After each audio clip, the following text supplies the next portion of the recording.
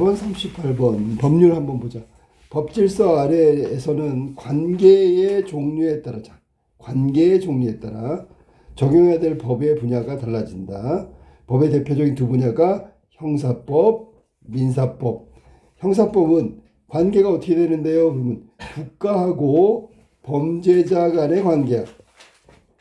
그 다음에 민사법은 개인과 개인 혹은 개인과 개인으로 인정되는 법인을 의미한다.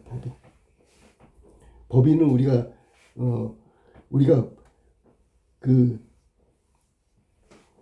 법인은 법에 보면은 법적 권리가 있는 주체가 되기 때문에 얘도 민사법의 당사자, 관계자가 되는 거야. 알겠지?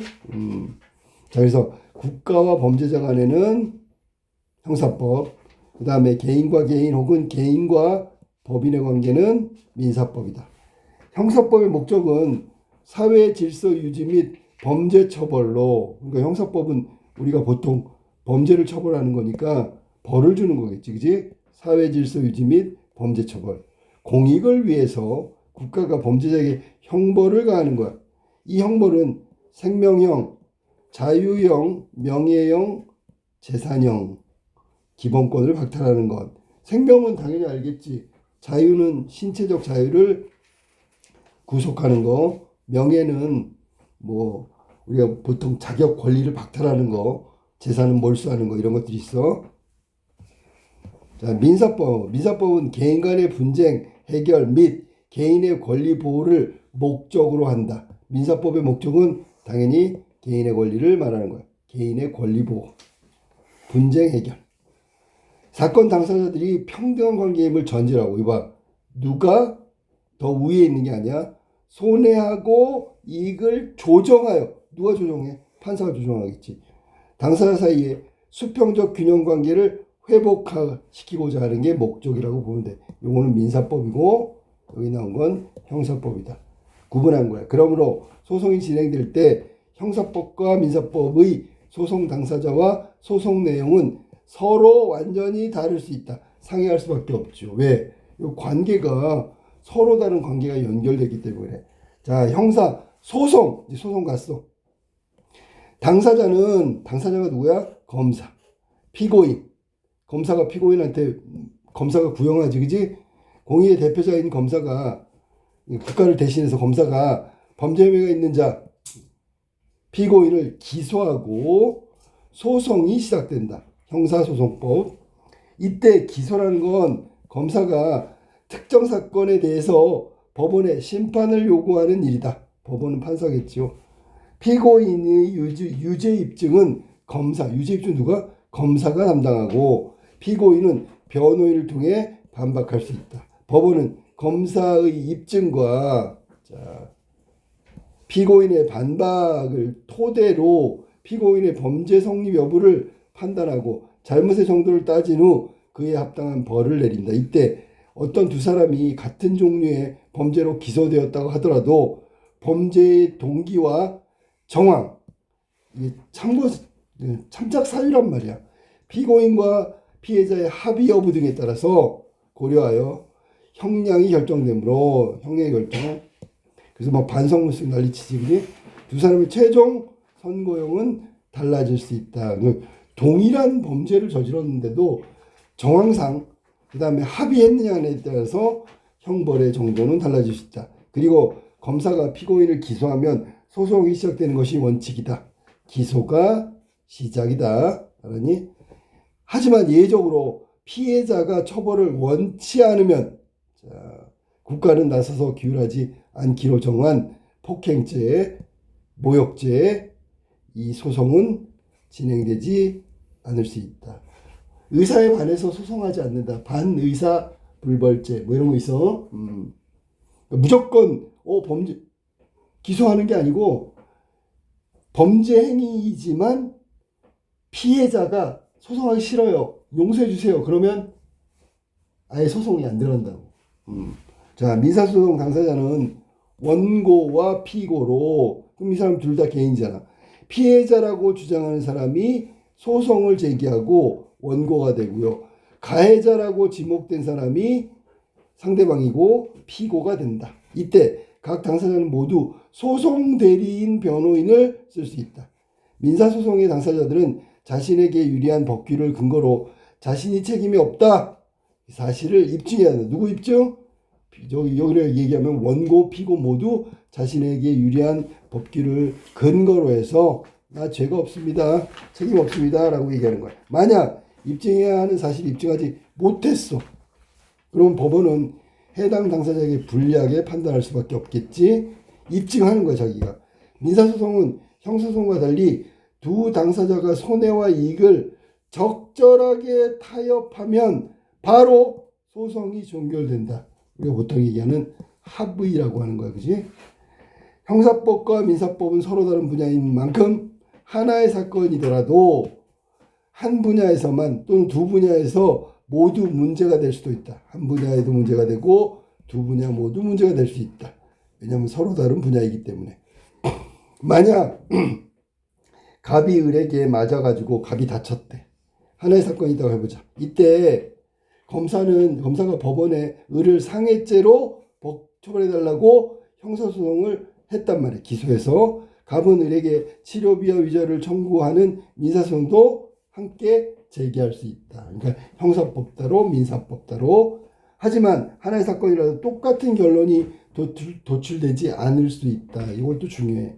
하나의 사건인데 자 똑같은 결론이 도출되지 않을 수도 있대. 왜냐하면 예를 들어 갑한테 있잖아. 야 갑이 뭐 실수를 했다든지 뭐 의도성이 없었다든지 그러면 형사법으로 처벌하지 않는다. 하지만 을이 너무 많이 다쳤어. 그러면 치료비는 줘야 된다. 이렇게 판결하면 결과가 다르잖아. 그지? 소송마다 입증해야 하는 사실관계가 다를 수 있을 뿐만 아니라 입증의 정도도 다르기 때문이다. 입증의 정도가 왜 다를까? 하나는 형사법, 하나는 민사법이니까. 형사소송은 법관으로 하여금 합리적 의심을 할 여지가 없을 정도로 야 이거야 이거. 법관으로 하여금 합리적 의심할 여지가 없대. 그러면 의심할 게 하나도 없다는 얘기잖아. 강한 입증을 요구한다. 그러니까 완전히 입증해야 되는 거야. 증거나 기소 내용이 진실하고 확신하게 하는 증명력이 부족해. 그러면 처벌 안 받죠. 유죄의 의심이 간다고 하더라도 피고인의 이익으로 판단한다. 그러니까 그래서 무죄가 나오는 거죠. 이는 무죄 추정의 원칙에 따라서 형사소송법 275조 2항 이건 외워도 피고인은 유죄 판결 확정 때까지 일단 죄가 없는 것으로 추정한다. 무죄 추정의 원칙 275조 2항. 법규를 근거로 하기 때문에 이 법규로 근거하기 때문에 유죄 의심이 간다고 하더라도 피고인의 이익으로 판단한다. 어느 때? 증명력이 부족하다면. 기소 내용의 증명력이 부족한 거야. 따라서 형사소송에서 100을 기준으로 검사 유죄 입증 정도가 51이라면 유죄가 될 수 없다. 왜? 나머지 49%는 입증을 하지 못했기 때문에. 10사람의 범인을 놓치는 한이 있더라도 한 사람의 죄 없는 사람이 처벌받아서는 안 된다는 법원은 이를 뒷받침한다. 그러니까 뭐 거의 100%에 가깝게 완전 무결하게 기소한 그 법관이 입증을 해야 된단 말이에요. 범죄 사실을. 그래서 흉악한 범죄를 범한 혐의로 중형을 선고받고 받은 피고인이 상급심에서 무죄를 선고받기도 한다. 여기서 무죄는 반드시 피고인의 결백을 의미하지 않는다. 이게 중요한 말이지. 입증이 안 됐을 뿐이지요. 그럼 잠재적으로 범죄인이 될 수 있다는 거잖아. 반면 민사소송에서는 통상인이라면 의심을 품지 않을 정도. 그러니까 이건 상식이지, 상식. 입증을 요구한다. 어떤 사실이 있었다는 점을 인정할 수 있는 개연성이 보통 있음직한, 소설에서는 있음직한, 있을 수 있는 증명하는 정도 해석한다. 결국 법원은 원고와 피고의 증거를 바탕으로 신뢰할 만한 증거를 누가 많이 제시하는가? 그것이 바로 기준이 된다. 그러면 49대 51, 51대 49. 그러면 이거는 이만큼 더 높기 때문에 이거는 51이 이기게 되는 거야. 알았어? 이렇게 형사법과 민사법은 좀 다르다. 자, 문제 1번. 윗글에서 사용된 설명 방식으로 적절하지 않은 거. 용어의 개념을 설명하여 내용에 대한 이해를 돕고 있다. 이거 설명문이니까 이해는 뭐지? 뭐 예를 들면 무죄 추정의 원칙이라든지 아까 선생님이 반의사불벌죄라든지 뭐 이런 거 다 설명하고 있지. 맞았어. 2번 가볼까? 규범의 내용을 인용하여 인용이라는 건 보통 갖다 쓰는 거니까 275조 2항 아까 내가 얘기했지. 법규를 그대로 인용했으니까 이것도 인용에 해당되는 거고요. 네, 문제 상황을 가정하여 갑이 을을 때렸단 말이야. 이게 바로 문제 상황이고 예외적 조건을 제시하여 원칙과 다른 경우를 소개하고 있다. 예외적인 게 뭐냐면 아까 얘기했던 반의사불벌죄. 이거 폭행죄인데 그래서 기소하려고 했더니 피해자가 난 용서했어요. 기소하지 마세요. 그러면 기소를 못하는 거야. 그런 예외 조건이 나와 있다. 자, 5번 서로 다른 견해를 절충하여 절충이란 게 뭐야?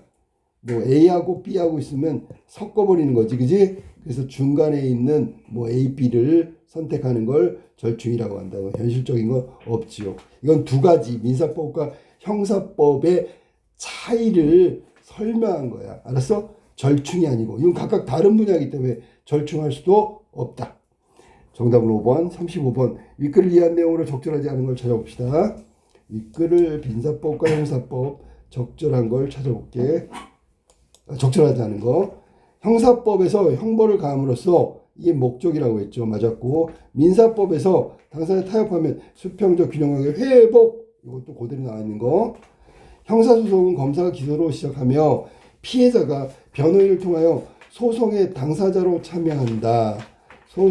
피해자가 변호인을 통하여 소송의 당사자래. 소송의 당사자면 소송을 막 진행하는 거란 말이야. 알았니?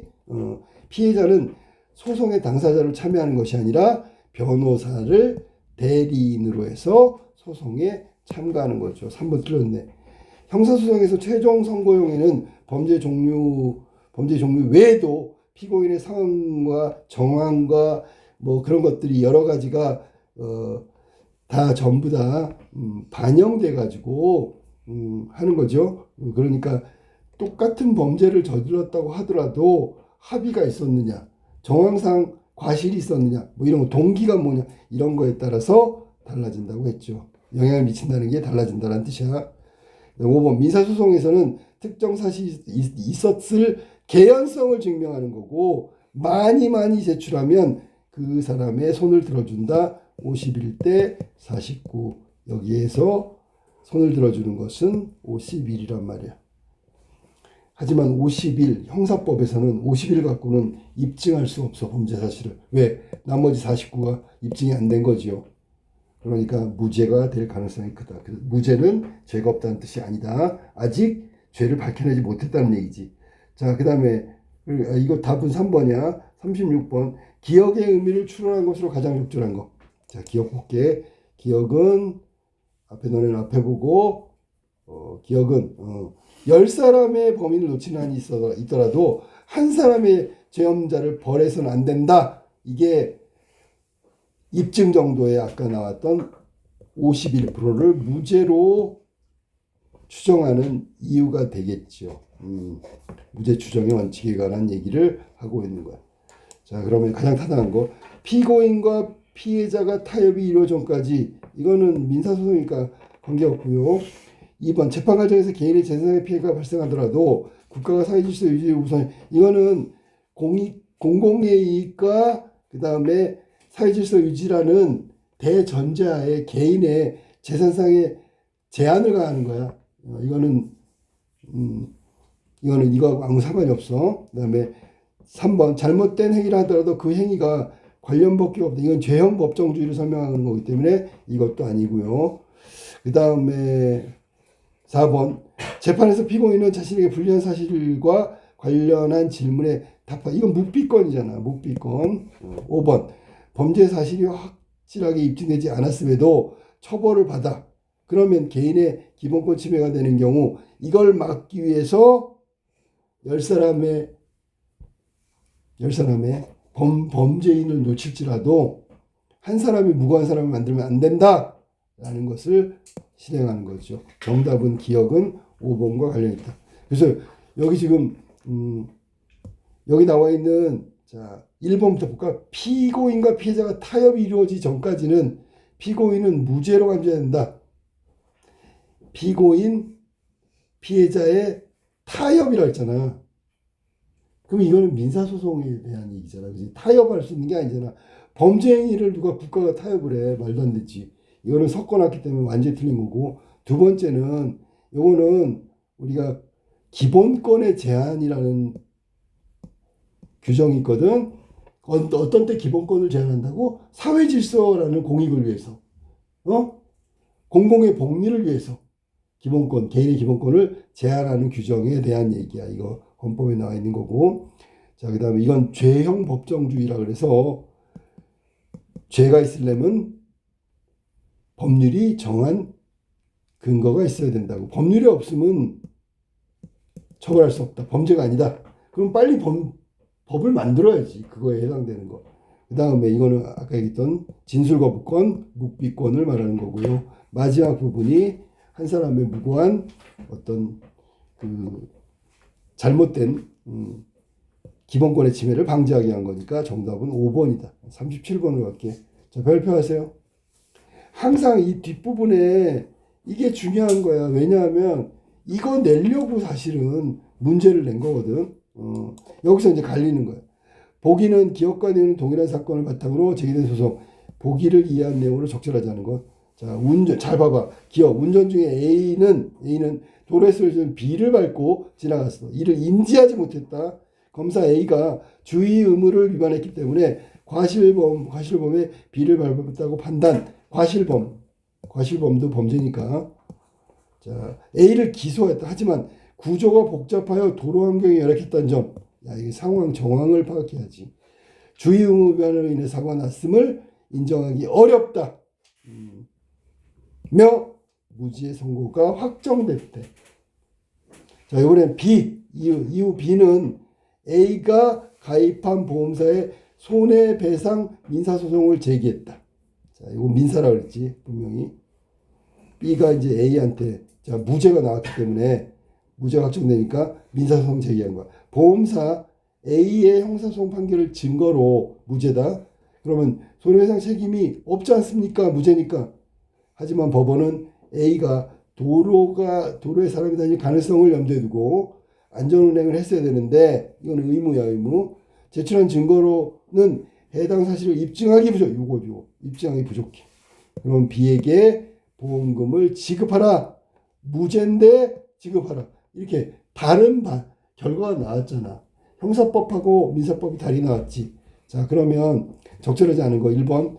기억은 피고인의 범죄 사실을 규명하기 위해 처벌하기 위한 소송. 그러니까 이게 형사법이고 원고간에 이건 민사법이고요. 맞았고 2번. 기억에서는 A의 주무 위반 여부가 범죄냐 아니냐. 니은에서는 안전하게 운행할 의무 위반 여부가 쟁점이 되겠지. 사실관계가 동일하지 않을 수 있어. 그러니까 결과가 다르게 나온 거지. 자, 그 다음 기억에서는 유죄를 입증할 만한 증거력이 부족. 형사법에 증거력이 부족하면 무죄를 추정한다. 니은 B가 통상적인 게 그냥 상식 정도의 누구나 다 도로에 사람이 다닐 수 있지 입증한 거니까 보험금을 지불하라. 맞았고요.